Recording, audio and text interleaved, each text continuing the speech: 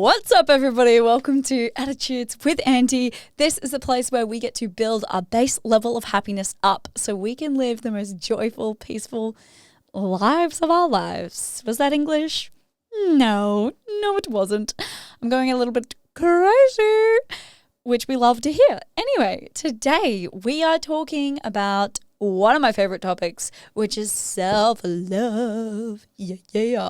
I feel like this topic gets thrown around a lot. And like, if you just rolled your eyes at me, I respect it. I understand. But I'm going to convince you why we still need to focus on it and implement some things, So I truly believe that self-love is like at the base of not only your happiness, but also any kind of healthy relationship. Because when you have self-love, you know what you deserve, and you also come from a place of like giving to others and not needing validation or love from them for you to feel good. And that is honestly like the best superpower ever.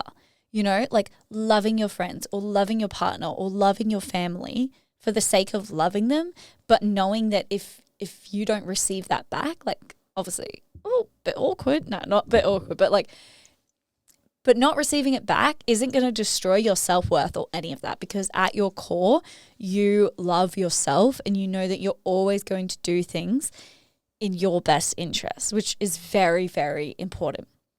So I've definitely done an episode about self-love, but that was way back in the day. So let's go.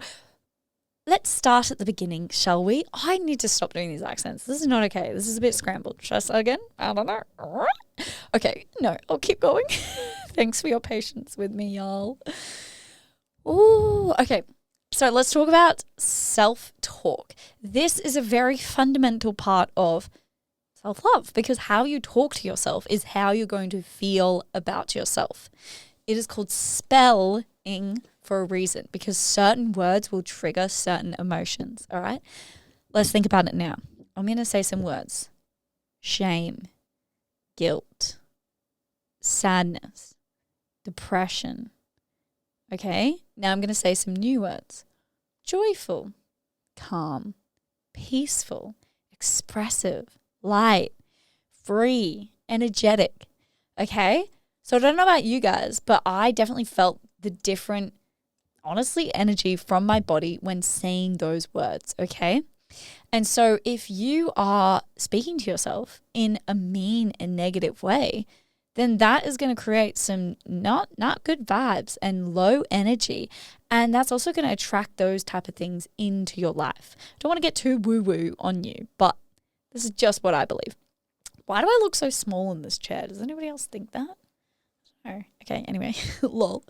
So, for example, you might not even be aware that every time you look in the mirror, you're always going like, ugh, you're not that pretty, or like, oh, you could look better, like, oh, why are you so fat? Or, sorry, you'd be saying it in first person. Why am I so fat? Or like, why do I never have good clothes? Or why am I always late? I do wonder that though, because it's not my strongest of strong points.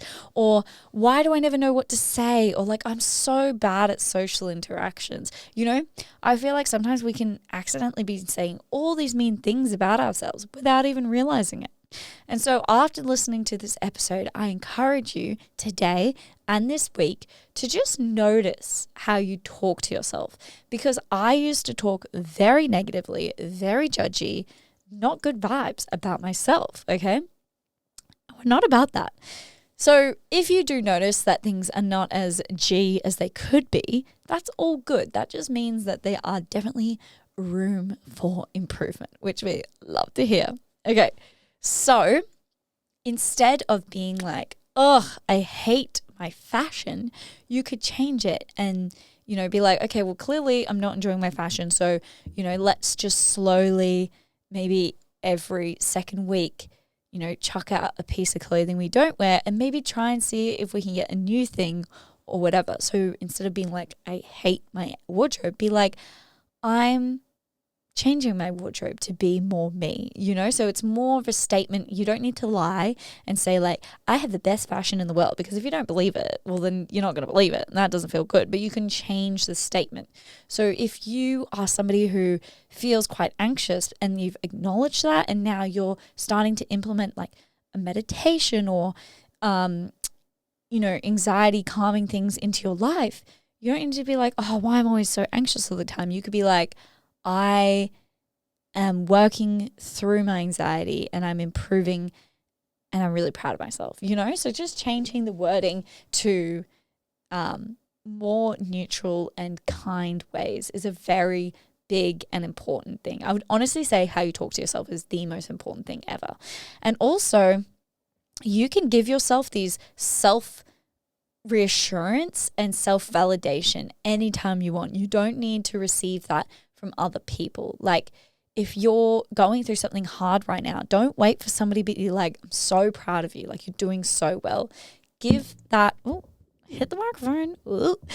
Give that to yourself. You know, you're very welcome to be like, I'm so proud of myself. Like, this is a really challenging time and I'm so proud. And I know this isn't easy, but I'm doing great and I'm going to keep going and I'm going to keep showing up for myself.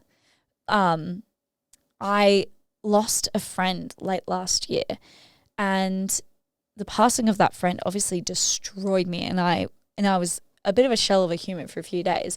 But at the same time, I just kept saying to myself, like, I'm so proud of you. Like, I know this is really hard, and like, just keep doing the small things, or just, take it slow. It's okay. And so I was talking to myself in a positive light. And even though I had so many beautiful people around me, checking in and seeing how I was going, I'm just so grateful that I was in such a good, stable mental place that I could just keep giving myself what I needed. Okay. So self-talk, super, super important. The next thing is actions and proof that you love yourself. Okay. And I think what I think about is like, I'm like, girl, of course you deserve to live in a space where you feel proud and it's clean and tidy. Like, it doesn't need to be perfect 24/7, but like, I deserve that. Okay.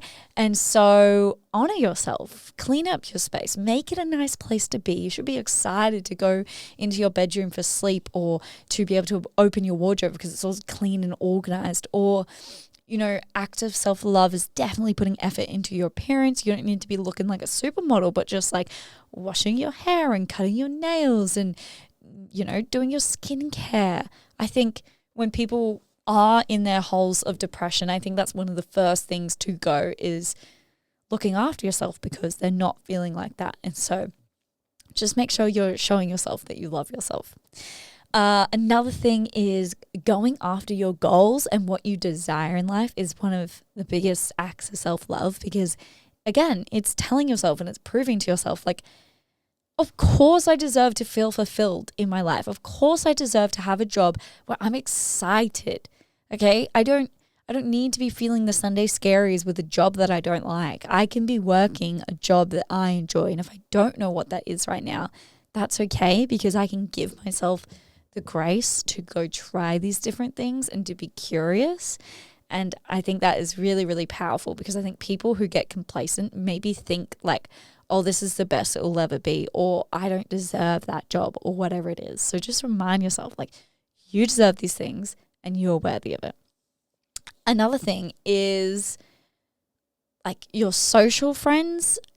And one, of course, going to social things, but also hosting social things. I never used to host social things. And I realized I had this like low-key fear of people like not turning up or not having a good time or anything like that. But then now I'm just like, okay, I want to host a games thing, or I want to host a movie night, whatever it is. And I'm like, I'm just going to put the invite out there. And whether people say yes or no, that has nothing to do with my value and whether I'm loved or appreciated. Okay. And so now I love hosting things, because I'm like, I'm just going to invite the people I love, and whoever's meant to be there will be there, whether it's lots of people or not many people, it doesn't matter. And you've just kind of dropped control, because I've taken the idea like, oh, depending on how many people come is how loved I am. It's just like, no, I already love myself. I know I'm worthy. And so I want to do these fun things. So I'm going to do it. Okay, that is all the kind of self-love stuff that is fun to implement. I hope this conversation has maybe sparked some curiosity. The last thing I want to say, and I've definitely shared this before as well, souls, but is just that nobody could ever give you the validation and love and respect that you desire apart from you. Like, it all starts in you. And when other people say, I'm proud of you, that can be like such an extra cherry on top. But if you don't believe that, then their compliment is not going to even sink in, okay? And so we cannot be living for people's external validation, because I've done that and it's exhausting and it's just a never-ending cycle. You'll constantly need this, you'll have this need to get validation. And so, yeah, now I know that I'm worthy of love and belonging, and I can give the validation to myself, okay? So anyway, thank you so much for listening. We have a party going on, and the party is called an Instagram party. So come follow me at Attitudes with Andy. Feel free to press follow or subscribe on whatever platform you are on, as we have episodes coming out every single week. So thank you so much, and I'll see you guys next week. Bye. Mwah.